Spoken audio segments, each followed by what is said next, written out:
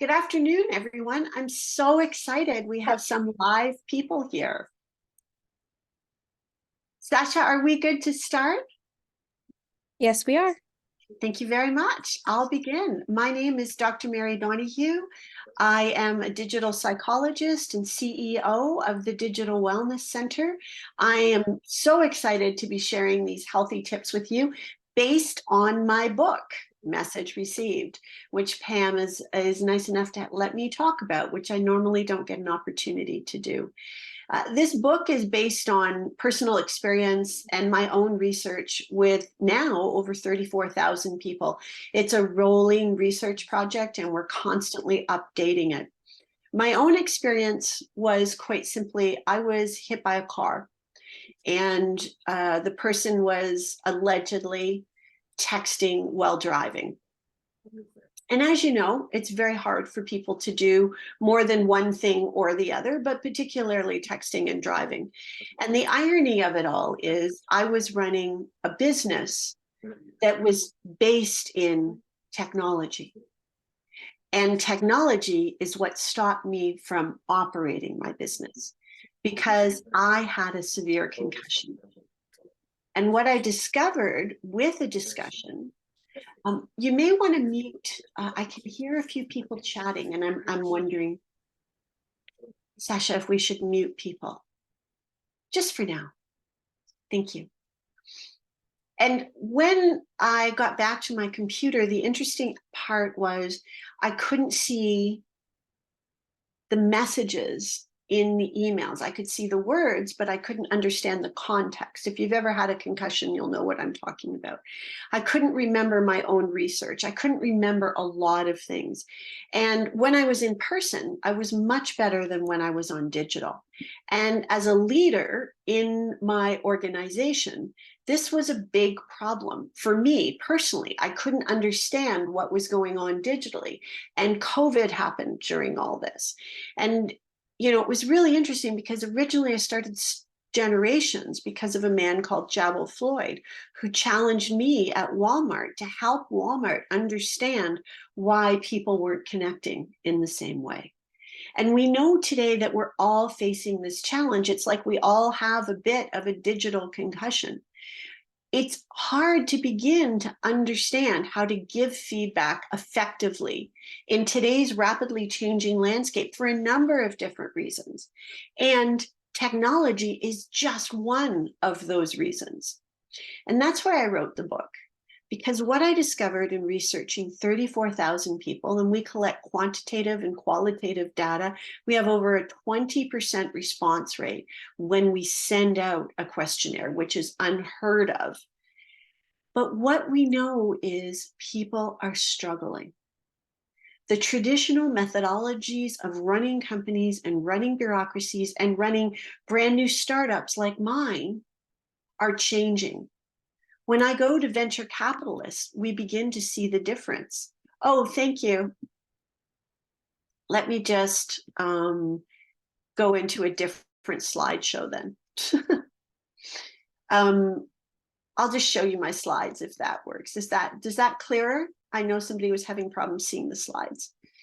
So what we know is when we have all of these things happening, we know that we have stress in our bodies and stress in our minds.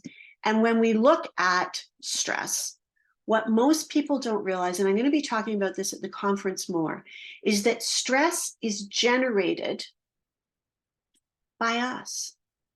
And I was feeling this stress. I was experiencing stress to the point of making myself crazy with not being able to help my team, with not being able to create that online culture during COVID, compounded by a concussion. And what I began to do after feeling sorry for myself and getting very, very, very sick is understand from a scientific standpoint how we can begin to create happiness every day for ourselves, how we can start at just one point in communication. And in my book, I actually look at 7 different methodologies for reducing stress in your life. So let's talk a little bit about how stress occurs. Typically, when we're chatting, and I talk a lot about this in the book, you and I know how to respond. Let me give you an example. When we meet at the conference tomorrow, or we meet at a dinner, or perhaps you'll be kind enough to come to my speech, maybe you'll say, "Hey, how are you?" And I'll say, "Fine. How are you?" And you will tell me.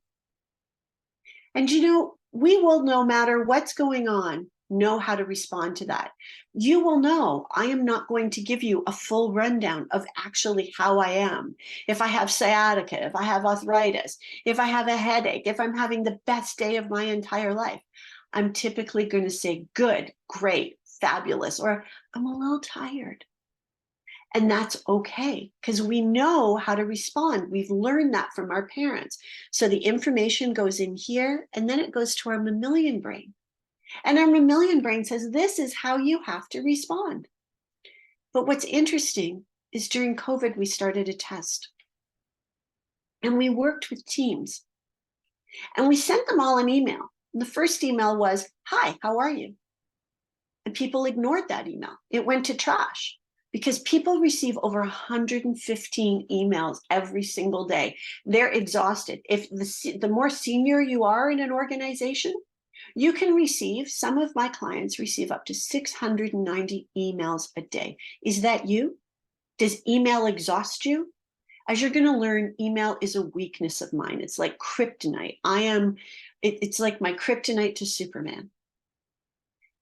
Email exhausts us. And so we ignore what we think are nonsensical emails. We don't respond positively. They frustrate us.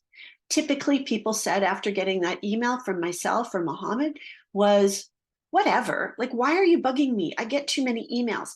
And we cause them to be annoyed. And stress is when your annoyed meter starts to go up. You have these little pinpricks every single minute, every single day, every single hour that build up. And you have to be able to just let them go. And I'm going to show you a couple strategies for that. But the easiest thing to do is to begin to identify them. So we began to identify this problem in email communication because when we said, "How's your day?" people's stress level exploded, particularly people in government, in technology, and in banking. What happened was they all said, "Are we getting a new manager? Oh my God, am I being fired? What's going on?" That one question caused so much stress in our post interviews. And why that was is they didn't understand the context of what was going on. And you've all experienced this. You've sent a text to someone that was misread, it caused tons of problems. Maybe you posted something online that was taken out of context. All of those kinds of things don't help you. They cause those needling little pinpricks.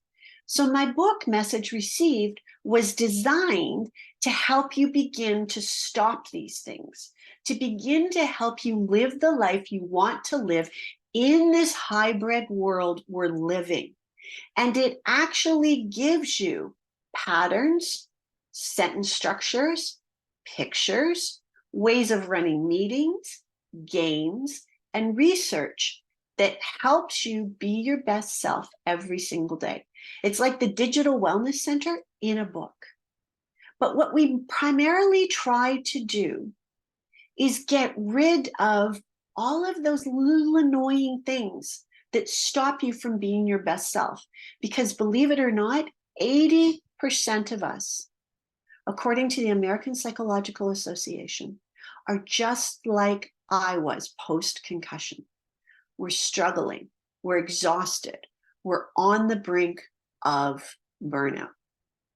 And do you know we've never seen that number that high in the entire history of measurement?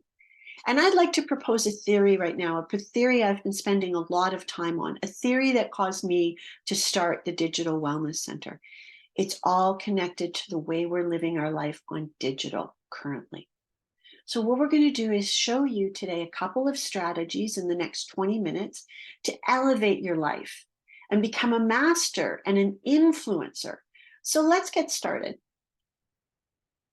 Let's look at some practical steps and strategies from the book that you can use. One of the most widely used strategies is my VAC test.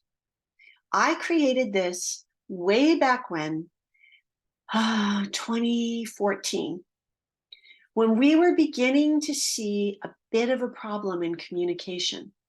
And by that meaning, people were leaving great leaders. They were great leaders in person, but in massive organizations, they really were terrible leaders online. They couldn't read the digital emotional EQ of the room. They couldn't understand what people were saying in email. We were constantly hearing stories. Why can't they just get up and talk to me? Why don't we just come to a meeting? Why are we meeting online? And we continued to hear that refrain. Now imagine how much anger is coming from that leader and how much anger her followers have because they're not connecting, they're not mirroring each other, they're not brainstorming. Again, I go back to that 80% stress. 8 out of 10 people in the workforce are facing stress. So one of the things we thought we'd do is create this little test. I give you the copyright to use this from the book with your teams. Use this at a Monday morning meeting. It's a fun exercise. Again, not sanctioned by the APA. It's just for entertainment and awareness purposes. Arsenio Hall had a huge effect on me as a talk show host. And he always used to say, it's aha moment. He'd say, it's things that make you go, I loved it. So I'm going to ask you these questions and you're going to come up with an answer. And we're going to do it super quick. So don't overthink about it. So when you're looking for travel directions, do you look at a map, do you ask for directions, or do you follow your nose? You answer A, B, or C, whichever resonates most. Excellent. Now, let's go to the next one. Do you tend to say, I see what you mean, I hear what you're saying, or I know how you feel? You don't have to share it with me. Thank you so much, though. I appreciate that. That's wonderful. Okay, next one. Ugh.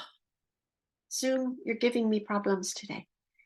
When I teach somebody something, I say A, write, B, explain, C, demonstrate, and then let them have a try.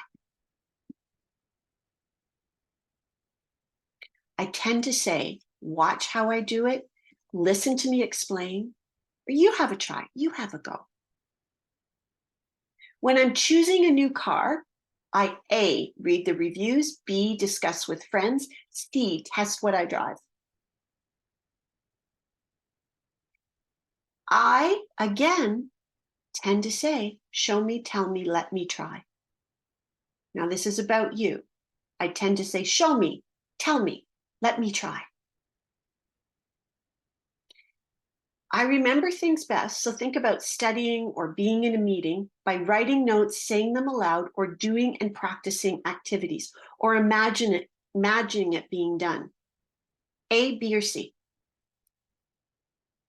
Now, if you add up and see what you have the most of, you probably have mostly A's, which means you're a visual learner and communicator, or mostly B's, you're an auditory learner or communicator, or mostly C's, kinesthetic. And sometimes you may have a mix, which means you're a cusper. And I'm going to talk about cuspers in a minute when I identify the generations. All of this was identified by my professor's professor when he began working with NASA. It was most important for people at the launch and all those things that were in the control room, were in the mission room, to make sure that the astronauts heard what they were saying and were able to act on their saying. In other words, that the astronauts received the message that mission control needed them to do. Because the number one thing an astronaut needs to do is listen. And what's super interesting, just a small point, we do not teach soft skills for digital anymore. We do not teach how to listen digitally. We created a course called Digital Concussion. You're welcome to use it if you want. It's based on the book, Message Received. But what we talk about is your use of visual words, your use of auditory words, and your use of kinesthetic words. because each generation is anchored in what we call generational anchoring benchmarks. And that's made up of language, of technology, of education, of the economy, and of parenting. And if we had more time, we'd play another game called generational charades. And what I would do is I would give you different emojis and you would have to act them out. And it's interesting to see how each generation acts out. But what we know is, let's start with Gen Z, born 2020, 2000 to 2020. They're what we call our visual kinetic learners. In school, they were in groups together. They had Google Slides. Their homework was on Google. Millennials, they used SMS for school. They had a whole different parenting. In classrooms, they were in groups and they were judged on the groups, compared to Gen X, who were in single file rows, but were the visual students. Classroom, TVs were brought into the classroom. We watched major events, and then we had boomers who heard major events on the radio and read about major events. So one point of differentiation are the words we choose to use on and in digital. And this affects how we give and receive feedback. So what I've done here is I've gone into a little bit more detail on each generation. And before we start, everyone's an individual. I always get, oh, I'm such an individual, I don't fall into these categories. What matters is that your behavior is demonstrated online. And those patterns, if we go back to our mammalian brain, we need to look at all the patterns of all the generations. So with 34,000 people, we had 94% accuracy with these patterns. And that reduced stress by 10% immediately after people started using it. And we've used this with the armed forces, we've used this with government, we've used this in healthcare, primarily with physicians who were attempting to confirm that a patient understood them. We've used this in banking, we've used this in technology. And 94% of the time, the patterns I'm sharing with you have been accurate. When we look at each generation, I also want to make sure that you understand that whatever I'm going to show you now, the magic, the patterns are based on each generation are cuspers, meaning you're borrowed plus or minus 5 each year. Or sorry, you were born plus or minus 5 within each year. So a cusper for a millennial would be a Gen X millennial born from 1975 to 1980, or say for Gen Z millennial is 1985 to 2000. By the way, the next generation is Alpha, but I'll have more on that in the up and coming years. Why all of these patterns have been successful is your mammalian brain can identify patterns super quickly. That's its job. That's where your gut feelings are. But your mammalian brain, when it doesn't feel the patterns, goes into stress. And it goes into here, into your instinctive brain. And what is important about that is your instinctive brain, your reptilian brain, sorry, right back here, is where fight or flight occurs. And when fight or flight begins to occur, there are physiological symptoms that all of you may recognize.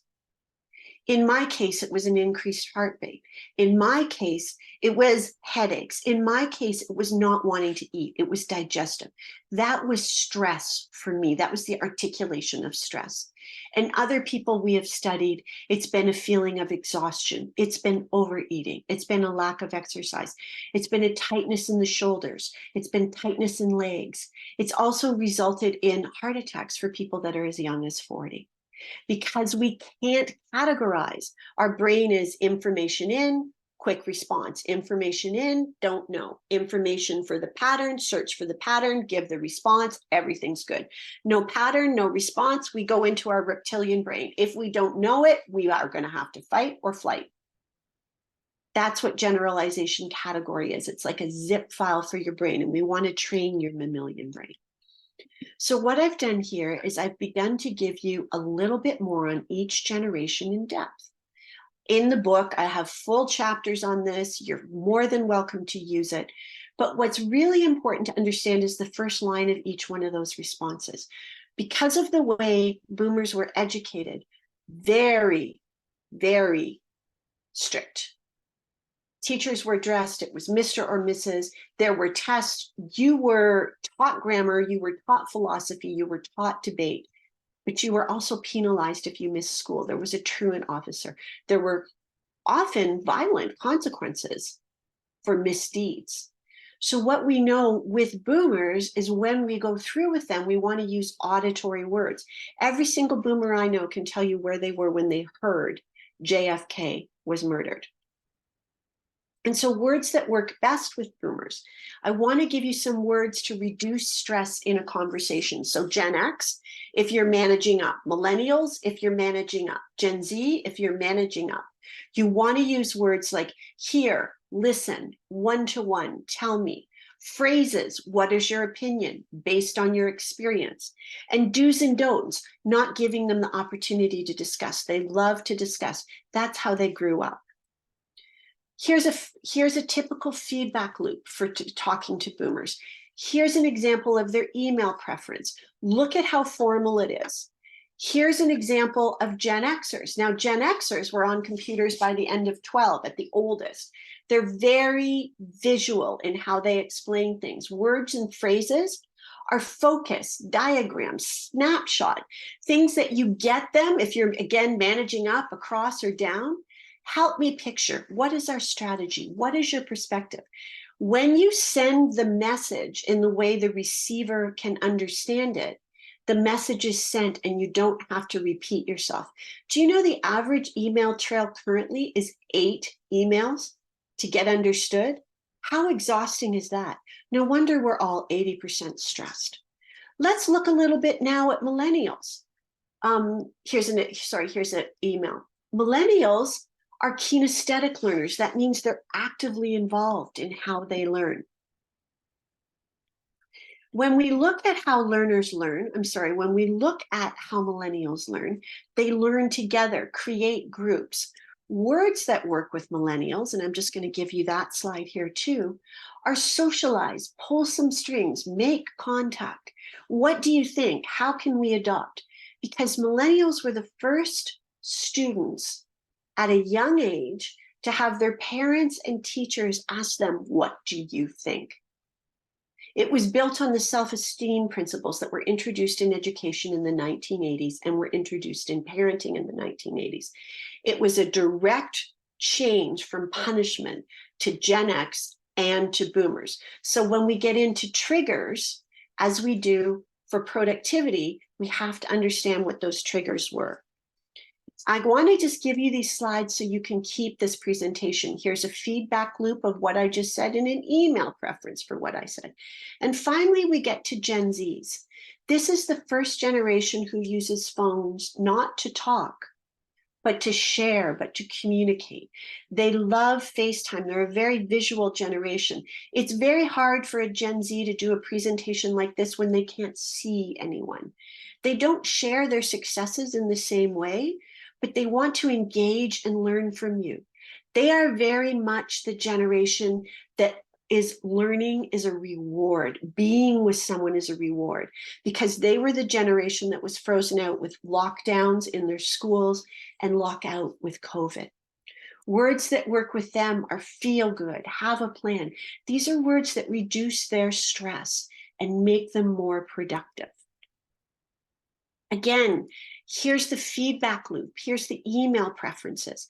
And so when you're working with your teams, when you're working in a multi-generation team, which is what I usually get, I'm getting so much stress in a multi-generational team. I hear that all the time. And our answer is always go back to what I just gave you in Gen Z, because every generation understands it.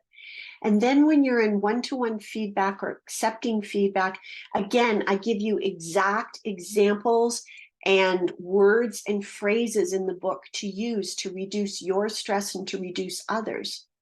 Make sure on one-to-one that you, what we call digitally mirror. And I just gave you ways of doing that. Use words that they understand and have the purpose understand that you need to be spoken to and tell people how you would like to be spoken to. Do you want to be on camera? Do you prefer an email? Do you prefer a text?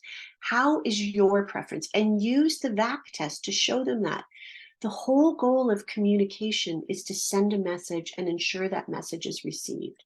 By using what I just showed you, your stress will be reduced 10% immediately. And it continues to build as we were able to demonstrate with the Navy, so that eventually you can save 40 minutes a week in your first month of using this. 40 minutes a week to have a little nap, to do something fun. And eventually it works so that you don't have to work on a Saturday. And I know because I practice this and I have my team practice this. I'd love to welcome questions, but I know we don't have time. Here's the book. It's Message Received. It's in all bookstores and on Amazon. Happy to talk to you about it at any time. How's that, Sasha, for giving everybody way too much information in half an hour? That was great, Dr. Mary. Thank you so much. Everyone, this session has also been recorded and you will be receiving a copy of the recording of this session. Thank you, Dr. Mary. I think we'll be wrapping up now. Thank you, everyone.